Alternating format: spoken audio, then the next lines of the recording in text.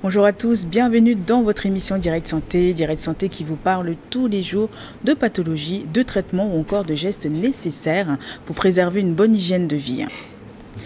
L'éclaircissement de la peau, également appelé blanchiment de la peau, décoloration de la peau, est une pratique cosmétique de dépigmentation de la peau à l'aide des produits chimiques.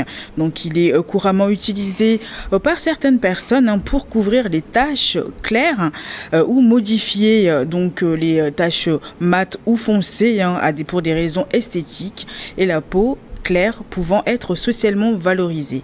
Donc ces traitements interdits dans plusieurs pays présentent des risques sanitaires élevés. Donc comment ces personnes se blanchissent la peau et c'est quoi ces dangers? Donc on va en parler dans un instant avec Dr Julienne Teclesso qui est dermatologue, allergologue, vénérologue et Madame Dr Karine Adjamagbo Akbalou qui est pharmacienne. Donc tout ensemble, on va vous éclairer un petit peu et vous parler aussi des dangers, comment aussi prévenir tout ça, parce que s'éclaircir la peau, ça a des conséquences. Bonjour mesdames, comment allez-vous?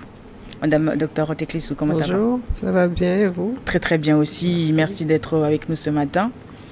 Dr Adjamagbo, comment ça va? Bonjour madame ici. Très très bien, Très merci bien, de vous revoir aussi. Bonjour écoutez, docteur aussi. Ouais, vous connaissez Oui, c'est très ça. bien. C'est mon cher maître. Ah, le monde est petit, comme on dit. Donc ce matin, on va parler un petit peu du blanchiment de la peau. Docteur Teclesso, est-ce que vous pouvez déjà nous expliquer un petit peu qu'est-ce que c'est que le blanchiment de la peau et à quoi ça sert? Merci.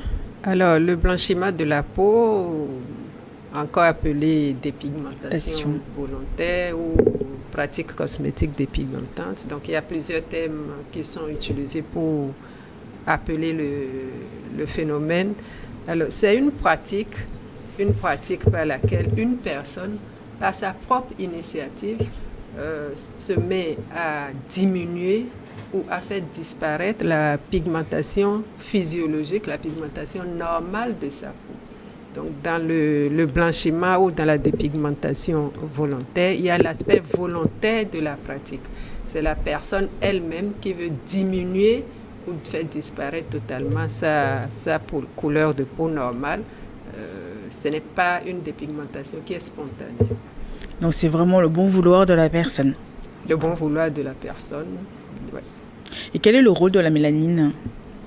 Alors, la mélanine, c'est une substance qui est sécrétée par la peau, par certaines cellules qui sont localisées dans la peau, dans la partie superficielle de la peau, qui est sécrétée depuis la naissance et qui détermine la couleur de la peau, donc qui donne la couleur à la peau et qui a pour rôle principal de protéger la peau contre les effets néfastes des rayons solaires.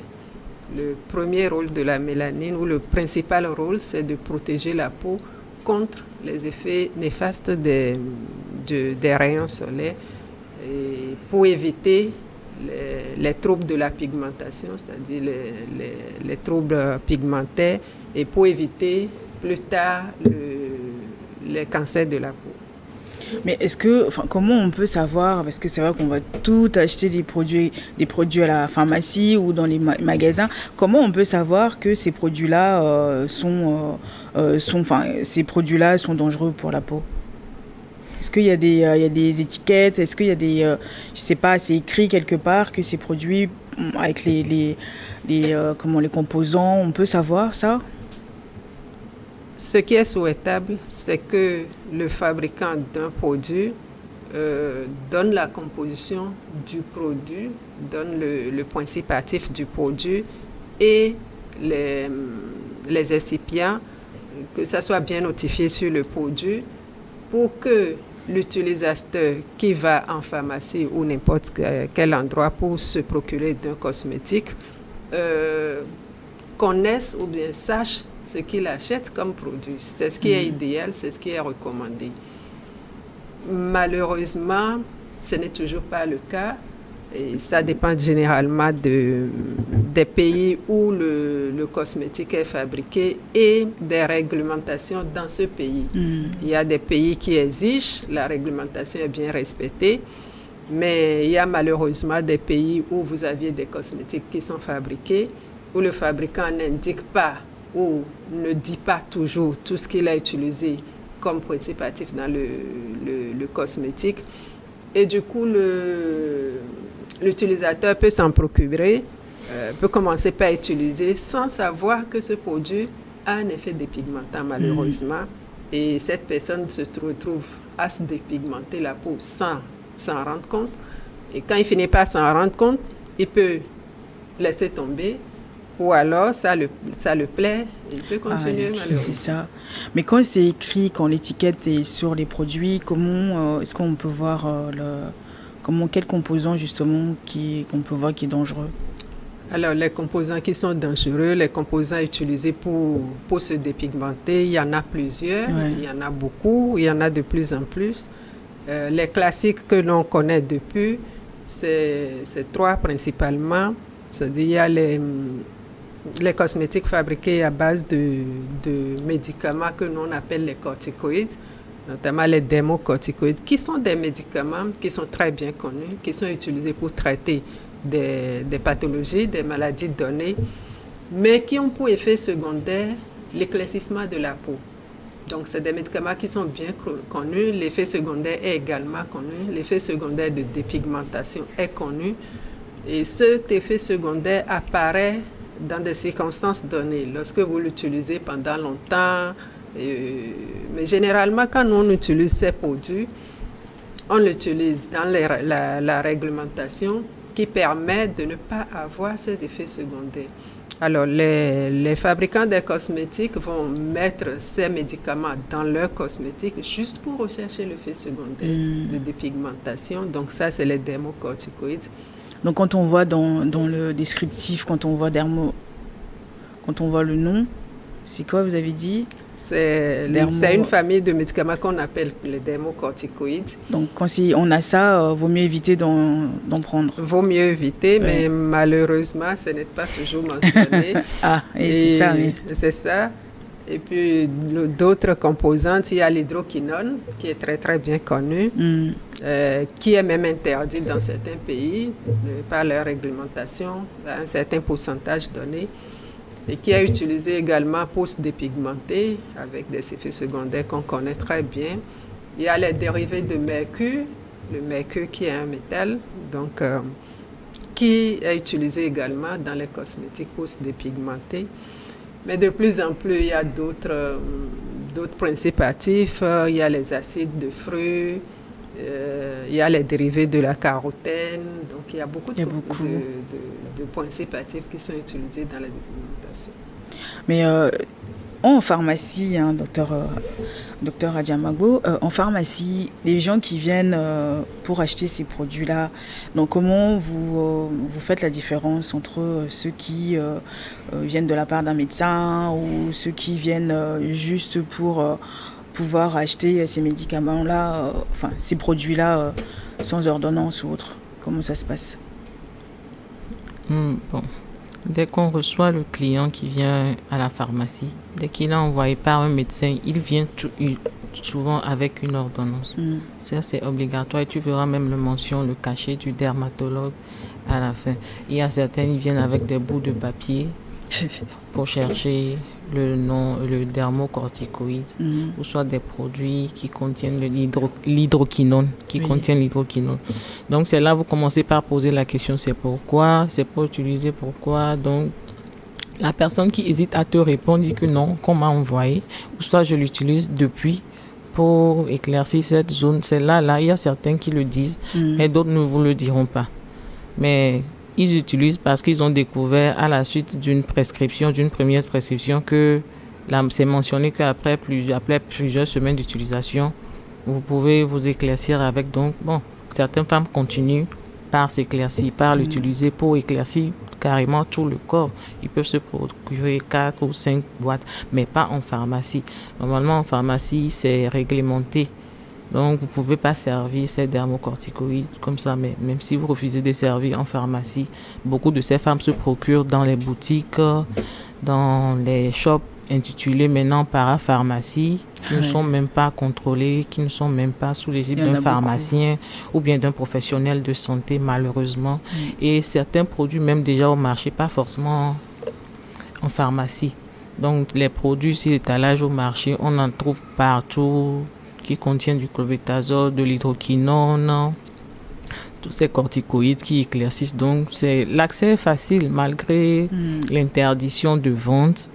Malheureusement, on continue de trouver ces produits partout dans les marchés. Dans les marchés, tout ça. Et après, bon, c'est vrai que ça se vend un peu partout dans les rues, mais c'est comme la fois dernière, l'émission quand on avait fait sur les médicaments des rues.